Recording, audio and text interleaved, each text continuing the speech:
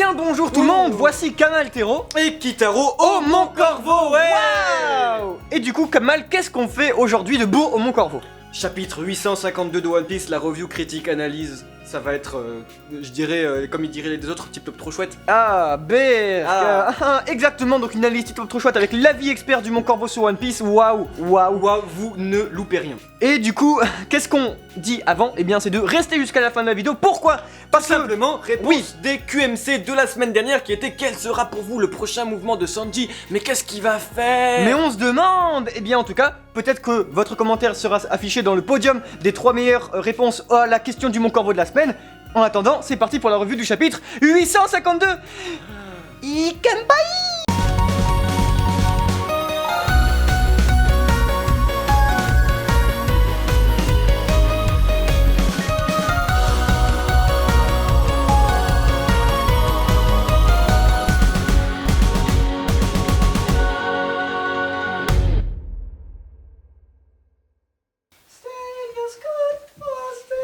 La chute des Vinsmoke, premier chapitre de 2017, oui mesdames et messieurs.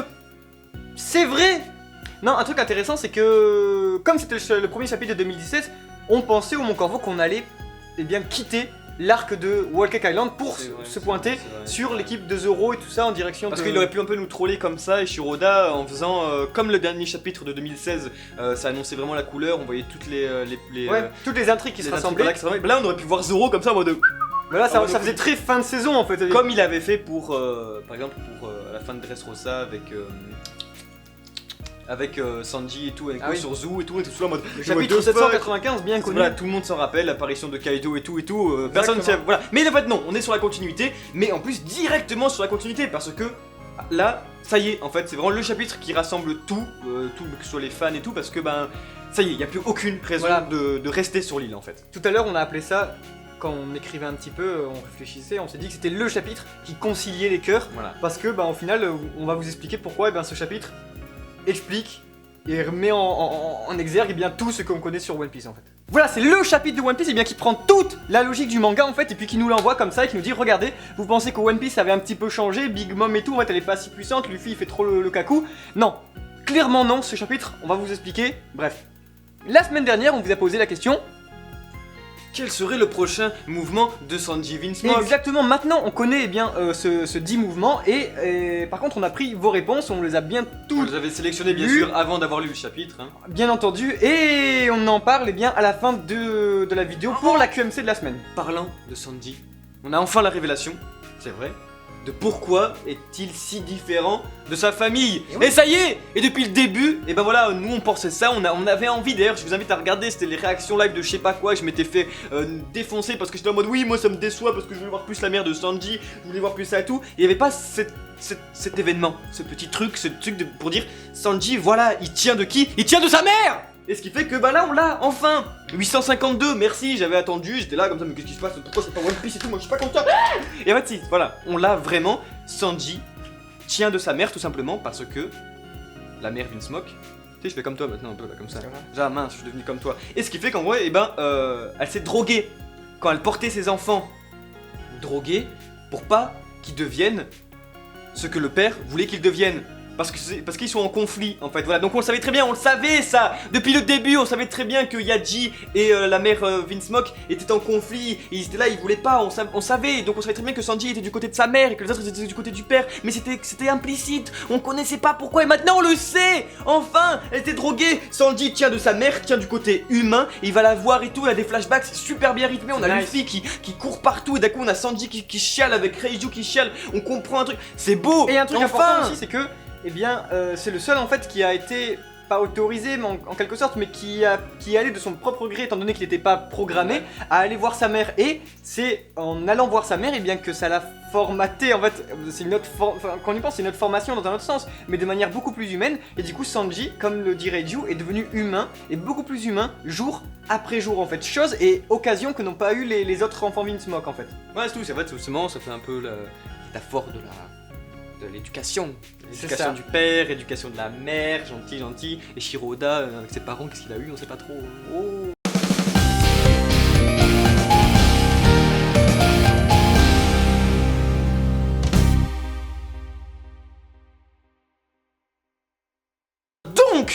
sincèrement, c'est un très bon point dans ce chapitre-là. Rien que pour ça, j'adore ce chapitre, tout simplement parce que, ben voilà, on a enfin la réponse et on a enfin le truc et on a enfin la raison de pourquoi Sanji doit se casser de cette île. Et non, c'est très bien foutu. L'écriture est au top. Clairement. C'est bien foutu. Mais la vraie question, Kitaro Senpai Onistai Hentai, Oui. c'est Est-ce qu'il va y avoir un mariage? Mais oui. Alors parce que c'est compliqué à prendre, c'est compliqué à expliquer aussi parce que c'est un manga et puis waouh, on pige pas tellement que c'est la nuit. Et ça c'est un élément très important à prendre en compte. Pourquoi? Parce que la dilatation du temps dans un manga c'est beaucoup plus compliqué. Par exemple Dressrosa, c'est l'exemple parfait.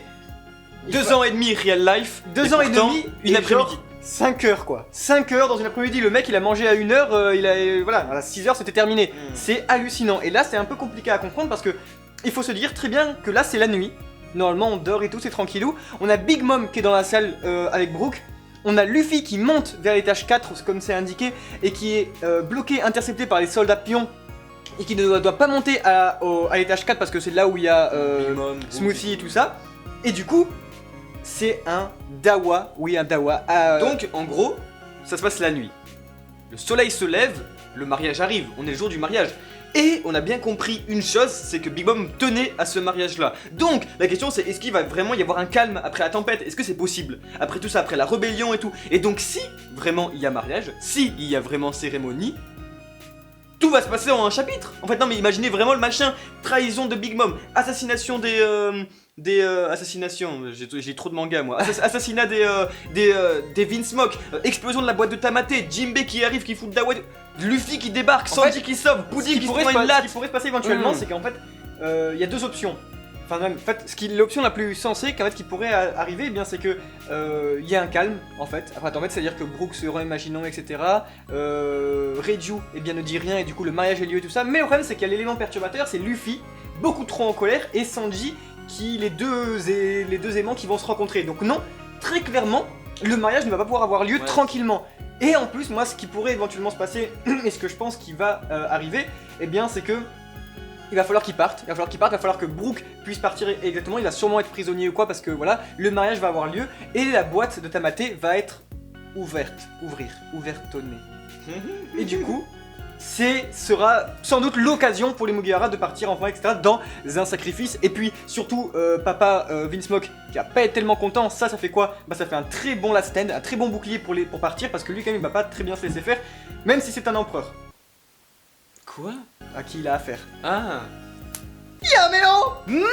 Magnifique transition en parlant des Vinsmoke, c'est que maintenant il n'y a plus aucune raison de les sauver. Voilà, c'est dit, Sanji veut juste un tout petit peu d'empathie pour sa sœur, parce qu'on voit bien qu'elle a hérité un peu aussi de la drogue de sa mère, et que donc ça a un peu marché sur elle, mais qu'elle est quand même totalement formatée par son père, et qu'elle est obligée de suivre les ordres. Oui, mais elle a eu quand même aussi, eh bien, le DLC exclusif Mère Vinsmoke, eh bien, qui...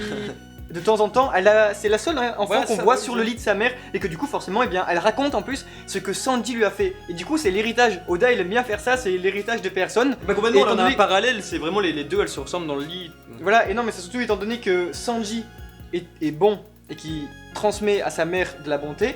Et bien sa mère raconte à Reiju ce que Sanji lui disait. Tu sais, genre ouais, elle a dit ouais, remets-toi vite, etc. Et du coup, Reiju, elle peut que ressentir de la chaleur dans son cœur en fait au final. Et c'est ça qui est beau. Et donc, en gros, question que tout le monde se pose, en effet, SBS et tout, Reiju, qu'est-ce qu'elle va devenir? Et là on se dit, prochaine Nakama, flotte et tout, est-ce que les Vinsmoke ils vont continuer leur route? Non, c'est sûr, je pense sincèrement, moi que c'est la fin des Vinsmoke, qu'il va vraiment y avoir une fin des Vinsmoke, et comme ça ils peuvent pas durer comme ça. Parce que Shiroda l'a introduit un peu bizarrement, et je pense qu'ils vont finir aussi un peu bizarrement. C'est exactement ça, ça va se terminer, il peut pas y avoir de Vinsmoke après, il peut pas y avoir de Germa, ça va tomber. Donc, qu'est-ce qui va se passer avec vraiment les Vinsmoke? Est-ce que Reiju va venir? Et aussi, maintenant question que tout le monde se pose, mais qui a plus à se poser, c'est Jinbe, nouveau Nakama. Il est sûr et certain que Jinbe sera dans l'équipage des Mugiwara, tout simplement parce qu'on a la réponse implicitement dans ce chapitre. Oui! Et oui, en effet, parce que c'était ah, mais c'était donc ça le truc que tu devais faire. Et oui, et maintenant, je l'ai fait. Le seul souci, c'est que maintenant, étant donné, bon, merci, il faut sortir en vie de la faire et tout ça quand même, mais le seul souci, je dirais, avec ça, c'est que Jinbe, maintenant qu'on l'a vu avec la roulette, maintenant qu'on l'a vu ici avec le livre, etc., et la prison du livre, ben, personnellement, même si c'est Jinbe, même si je trouvais qu'il y avait tout qui était expliqué dans Jinbe, pourquoi le prochain Nakama, qu'on avait fait une vidéo théorie là-dessus, etc., ouais, mais ça se tient! Oui, mais qu'on a bien expliqué tout, et ben, il y a tout qui se tient tellement parfaitement et bah que du coup ça enlève tout un vent de fraîcheur, je trouve. Ouais, Très ouais, franchement. ouais. Mais ça par va, exemple, ça va peut-être ouais, changer, mais genre, donc. on le connaît bien, Jinbei, et maintenant, nouveau Nakama, en fait, c'est pas Jinbei nouveau Nakama, c'est Jinbei ancien Nakama, en gros, C'est qui Jinbei revient, quoi. enfin Nakama. Donc moi je trouve une question qui se pose et qui est quand même hyper intéressante, c'est est-ce que donc Jinbei a Wano Kuni et donc quand même ça va ressembler de plus en plus à Marineford ce machin. Parce que si on va retrouver Marco, on retrouve Jinbei et tout, c'est vachement bien. Eh magnifique transition encore, c'est parce que j'ai trouvé ça magnifique. C'est quand même la parole de Jinbei qui dit à Luffy Eh oui. oui tu te rappelles la première fois qu'on s'est rencontrés c'était dans une prison et donc là pareil encore D'ailleurs, une Luffy, fois, il en a rien à cirer, je vois Ouais. même pas, il répond, il dit allez, on se taille. mais c'est voilà c'est cool parce qu'il y a encore une fois il y a un beau parallélisme, ça fait écho au passé et donc Peut-être que le sauveur sauvé. c'était peut-être pas à souligner, mais voilà. Parce Mais que je trouve peut-être pas à souligner dans les paroles du personnage. Je veux dire, on avait bien compris que c'était ça, que c'était beau symboliquement, etc. Mais encore une fois, ce qui montre Oda, eh bien, s'il le fait souligner par un personnage qui est obligé de le dire, eh bien, ça montre que l'univers de One Piece, il marche en nous. Il Ouais. marche en nous, c'est un personnage qui a juste besoin de s'exprimer sur quelqu'un qu'il aime bien. C'est tout. Encore une fois l'écriture elle est au top. Maintenant, on passe au point, en fait, que, voilà, les cœurs conciliés, le chapitre qui concilie tous les cœurs, etc., qui concilie, Conciliation. voilà. Et du coup, pourquoi, eh bien, ce chapitre, eh bien, il concilie... Waouh. Bref, pourquoi ce chapitre, tout le monde l'aime beaucoup? Pourquoi tout le monde l'aime beaucoup meilleur? Pourquoi, eh bien, ce chapitre est si intéressant, en fait? Eh bien, tout simplement parce que, depuis le début de cet arc, énormément de questions se posent pour les fans sur la raison d'être de plein d'événements. Mais vraiment, c'est compliqué à se dire, pourquoi est-ce que Big Mom, ça se passe comme ça? Pourquoi est-ce qu'on dirait qu'elle est pas si puissante? Pourquoi est-ce que... Enfin, désolé, je te coupe, mais juste voilà, c'est que nous, on voit ça se reflète, nous, dans nos premières reviews et réactions live de cet arc, où on était extrêmement déçus. Parce que, on comprenait rien, ça nous plaisait pas, les relations de force n'étaient pas forcément bien Oui. écrites, et donc on était là, Oui, Luffy là, Crackers, il se passait beaucoup de choses qui étaient assez particulières en fait. C'est-à-dire que par exemple, on avait tout ce qui se passe avec Brûlé qui est particulier, tout ce qui se passe avec Crackers qui est vraiment extrêmement particulier, d'utiliser un ressort comique pour un personnage si puissant, tout ce qui se passe aussi avec Luffy contre une armée, etc. Il y a plein de trucs qu'on comprend pas, et puis Brook qui est si puissant devant un empereur, etc. On se dit, mais qu'est-ce qu'on fout là? Qu'est-ce qui se passe? Mais fuck! Et du coup, eh bien ce chapitre, voilà pourquoi il plaît à tant de personnes, eh bien pour la simple et bonne raison que pour ceux peut-être qui doutaient un petit peu de l'arc et puis qu'il y avait beaucoup trop de faiblesses qui étaient mises en avant, etc. Et bien là, on comprend finalement eh bien, que Luffy arrive sur l'île un beau jour et il est massacré. Il aura une veine dingue s'il arrive à partir avec son Nakama, et il aura une veine incroyable s'il arrive à partir avec son Nakama et une copie du Rod Poneglyph.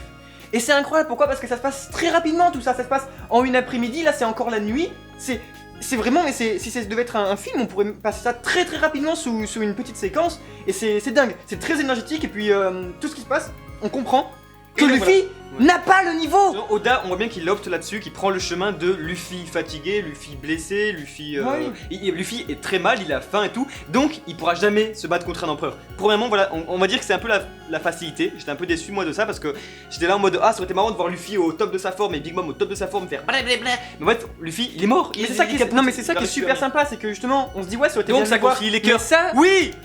ça aurait été du fanservice de voir les deux se battre sur la gueule, enfin se foutre sur la gueule, mais non.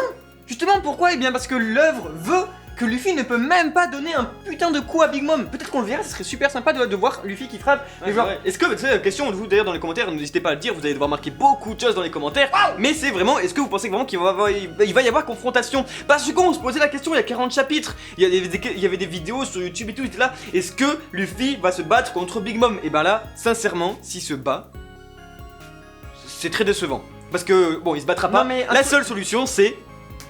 On se casse. un truc très très important, mais vraiment voilà pourquoi on se casse, eh bien c'est que cet arc il est vraiment génial, et surtout à mon avis on va le sentir à la fin, et puis même à la petite partie post-arc qui va se passer, c'est-à-dire Luffy qui va sans doute se reposer, etc. On l'espère.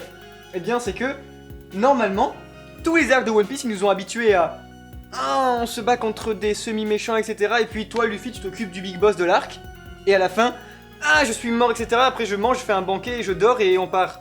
Mais là, putain, clairement pas, là c'est on bute quelques méchants, mais encore on n'y arrive pas tellement, et le gros méchant c'est même pas j'y touche, hop, je retourne en arrière, c'est super. Non, dans tous les arcs de One Piece c'était hop, je te bats, je retourne là, c'est moonwalk, je me taille. Et ça c'est super classe. Vraiment là on a un retour en force et on se dit ouais ok, bonne chance Luffy, peut-être qu'un petit entraînement de 5 ans supplémentaire, ça te ferait Et du bien. quand on y repense, c'est pas du tout fini en fait. C'est marrant parce que quand on y repense là, déjà c'est pas Whole Cake Island, mais c'est carrément Totland. Donc s'échapper de Whole Cake Island, bonjour le bordel. Oui, ils avaient un plan S'échapper- pour aller à Whole Cake voilà, Island. S'échapper de Totland, impossible. Avec le repérage et tout, il faudrait qu'ils Comment ils vont faire? Bonne question. Après, il y Jinbei a a les toujours- plans, Jinbei est sous le Il y contrôle. a toujours le Jinbei va faire ça très comme fameux coup de burst en fait. ça. Oui, non, moi je pense que ça va être le coup de burst, mais de Jinbei à la Impel Down, tu sais, genre poisson et tout, ils vont trouver un truc. Bref, ce qui fait que. Il y a Magellan qui va se pointer comme ça là. Non, Avec le poisson là. Ah, Magellan. Ils sont pas sortis d'affaire. Ouais. Les mentions spéciales. Oh mon corbeau. Ah oui. Oui. Ça fait longtemps. La dernière fois c'était quand? C'était il y a longtemps. Et Et les mentions spéciales de Kamal. Vas-y, mention Kamal. spéciale au dessin des Shiroda sur la tête de Luffy et à sa dent en moins. Va-t-il continuer à le dessiner ainsi? Parce que ça fait bizarre, c'était en gros bah oui, il est toujours oui. dans le mal. Et je pense que en effet il va le dessiner comme ça jusqu'à ce qu'il y ait un changement peut-être avec les masques des Vinsmoke, Reiju qui va faire un truc qu'on sait pas trop. Ou bien tout simplement le fait qu'il décide que la dent soit un peu on va dire l'allégorie de Luffy est massacré et donc peut pas se battre. Et que quand il sera pas fatigué et qu'il pourra se casser, et ben là il aura sa dent qui va revenir et tout un peu. Pourquoi? Mais vous ça serait un comprenez. petit peu rapide. Ou alors il va prendre les dents d'Arlong. Oui, mais en tout cas voilà, c'est que ça se voit. Mention spéciale qui Mention spéciale quand même à un truc assez dingue. C'est encore Oda qui arrive à placer des noms comme ça. On Ah sait oui, pas d'où ça sort. Et Madame Vinsmoke, le personnage, eh bien, tant théorisé depuis des années et des années, le personnage que tout le monde se dit, un peu comme la mère de Luffy, eh bien non, eh bien, on a appris que la mère de Sanji s'appelait Sola. Sola Vinsmoke, c'est beau. C'est incroyable. Moi je trouve ça incroyable.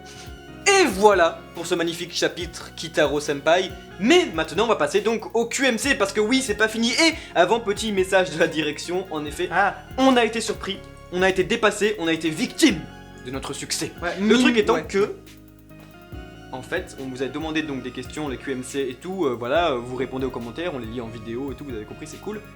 Merde, on pensait pas en avoir autant. On en a eu 600 en quelques Alors, jours. On est juste complètement dépassé. Et le pire là-dedans, c'est que comme vous êtes des monstres, vous, dans les commentaires, vous êtes des génies, vous écrivez des trucs magnifiques, ça tient pas sur une ligne, ça tient sur 50 lignes. 600 commentaires de 50 lignes, Attention, don't get me wrong. des poneyclips de On partout. a absolument tout lu. Parce que Ah oui, oui, parce oui. que c'est un truc absolument important pour une question d'équité. Tout le monde a eu sa chance. Et c'est très important de le souligner parce que voilà. Donc, en gros, voilà. attends qu'on Oui, qu'on oui. soit clair, un top 150, ce serait pas suffisant. Vraiment, un top 150, il y aurait presque 1 millier de personnes qui seraient déçues. Donc voilà ce qui fait qu'en gros. Il y a 3 places. Tout ça pour dire que on se sent un peu peiné nous au fond parce qu'on n'a pas, Penne Carbonara. on n'a pas envie de vous froisser en fait parce que y en a qui ont écrit des choses hyper intéressantes, hyper bien construites, intelligentes, c'est vachement beau à lire, mais on peut pas les sélectionner. Donc voilà, ça Et fait du un coup, peu- on comprendrait la réaction de voilà en fait. ça donc a rien voilà, marqué, quoi. voilà, donc on comprend qu'on n'a pas envie de vous démotiver en espérant que vous soyez pas trop déçus et que vous continuez à écrire des choses hyper intéressantes parce que sincèrement, si vous avez l'impression qu'on n'y répond pas, qu'on les lit pas ou quoi, en tout cas juste on les lit et ça nous fait trop plaisir mais de voilà. voir à quel point notre communauté est au top du top. On n'a jamais vu ça. Elle est juste mais non mais sincèrement. Du coup, merci de laisser votre avis parce que nous on est un petit peu enfermés sur le nôtre. Vous connaissez le nôtre et du coup, merci beaucoup de laisser le vôtre.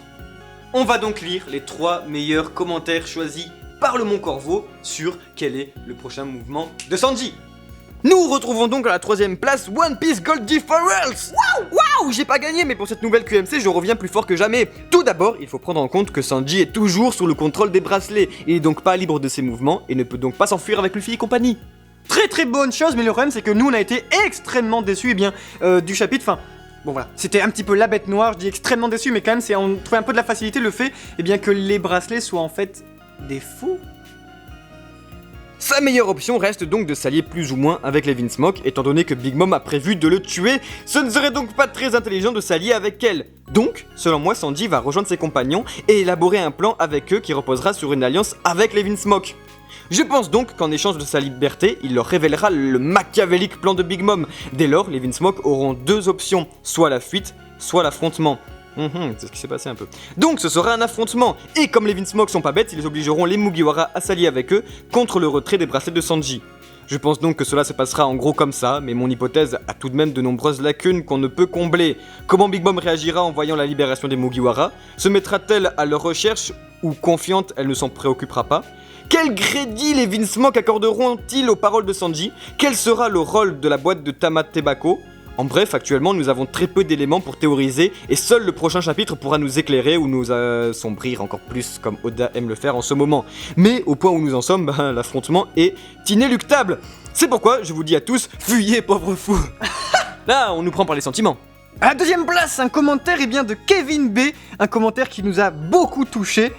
Je pense que Sanji va aller voir Pudding et lui demander même de lui enlever les souvenirs pour qu'il soit plus triste et de faire le mariage comme si de rien n'était. Pudding va commencer à se rendre compte que Sanji est quelqu'un de bien et décidera de l'aider. À la première place, peut-être un commentaire qui va en froisser quelques-uns, mais bon voilà, on vous avait prévenu. En tout cas, et ben voilà, pour passer à la QMC du Mont Corvo, et bien, il faut pas forcément écrire 15 lignes. En tout cas, sachez juste que vous avez été tous énormes avec vos plus ou moins grands commentaires. À la première place, un message de 972 Franco qui nous dit, très clairement, je pense que Sanji va allumer une cigarette pour commencer. Et là où c'est très fort, et bien c'est que, de 1, c'est une idée, c'est fort probable, c'est simple, et c'est la toute première chose que l'on voit faire Sanji dans ce chapitre. Donc, énormément bravo Franco. Franco. Merci à tous pour vos super commentaires, en tout cas ça nous fait vraiment vachement plaisir de voir que vous êtes autant investis dans l'œuvre de One Piece. Du coup, eh bien, on réitère l'expérience et on vous propose de répondre à la question suivante. Jinbei, prochain Nakama, oui, non, et surtout, pourquoi? Qu'est-ce que ça représente pour vous? Et bien entendu, on représentera les 3 meilleurs commentaires dans une prochaine vidéo au Mont Corvo.